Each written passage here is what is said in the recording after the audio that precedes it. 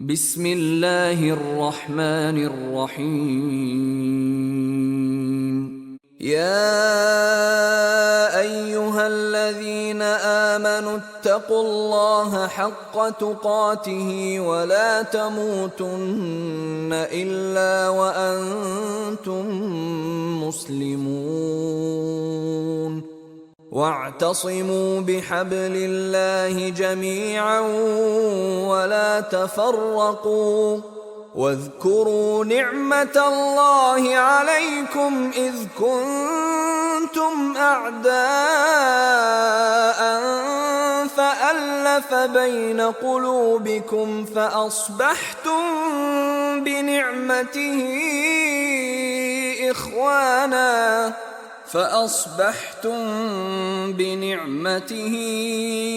إخوانا وكنتم على شفا حفرة من النار فأنقذكم منها. كذلك يبين الله لكم آياته لعلكم تهتدون. ولتكن منكم أمة يدعون إلى الخير ويأمرون بالمعروف وينهون عن المنكر، وأولئك هم المفلحون. ولا تكونوا كالذين تفرقوا واختلفوا من بعد ما جاءهم البينات، وأولئك لهم عذاب عظيم. يوم تبيض وجوه وتسود وجوه، فأما الذين اسودت وجوههم أكفرتم بعد إيمانكم فذوقوا العذاب بما كنتم تكفرون. وأما الذين ابيضت وجوههم ففي رحمة الله هم فيها خالدون.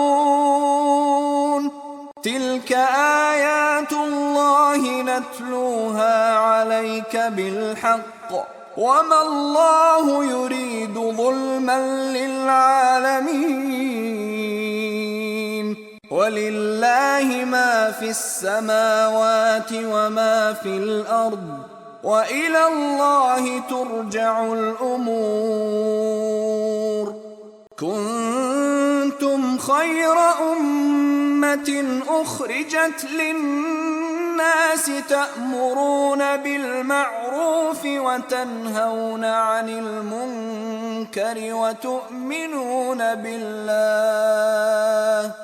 ولو آمن أهل الكتاب لكان خيرا لهم، منهم المؤمنون وأكثرهم الفاسقون.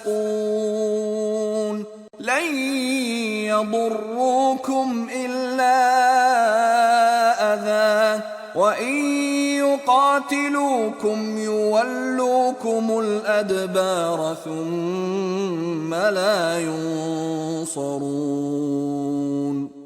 ضربت عليهم الذلة أينما ثقفوا إلا بحبل من الله وحبل من الناس، وباءوا بغضب من الله وضربت عليهم المسكنة. ذلك بأنهم كانوا يكفرون بآيات الله ويقتلون الأنبياء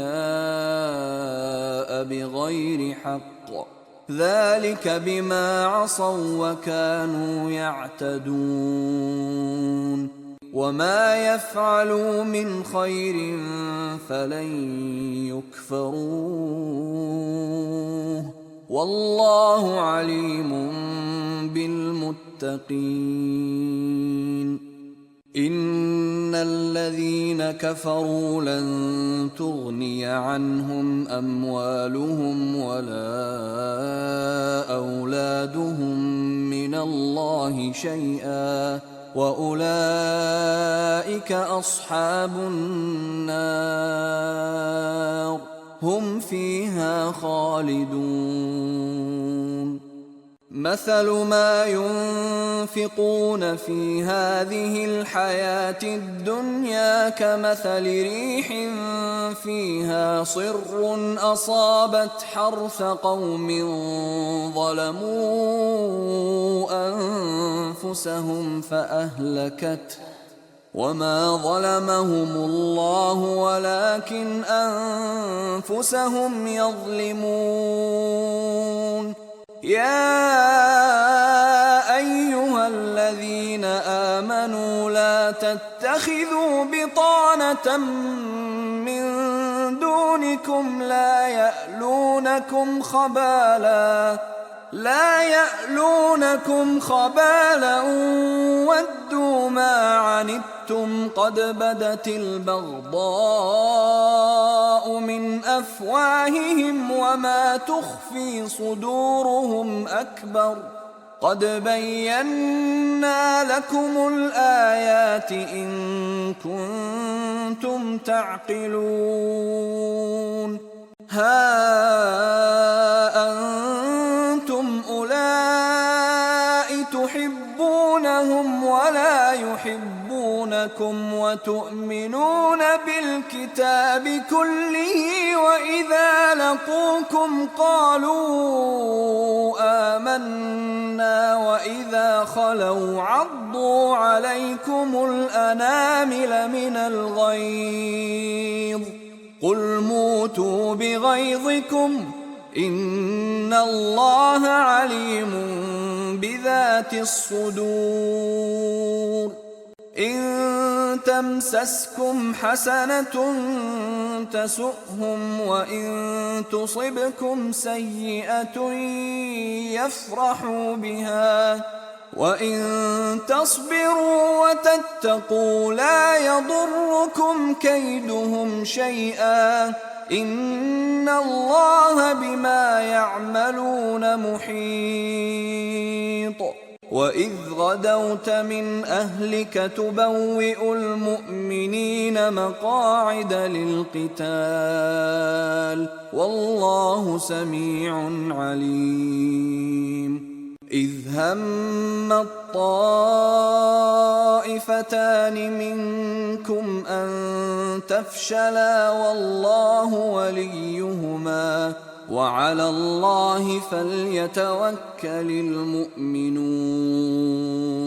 ولقد نصركم الله ببدر وأنتم أذلة فاتقوا الله لعلكم تشكرون. إذ تقول للمؤمنين ألن يكفيكم أن يمدكم ربكم ب3,000 من الملائكة منزلين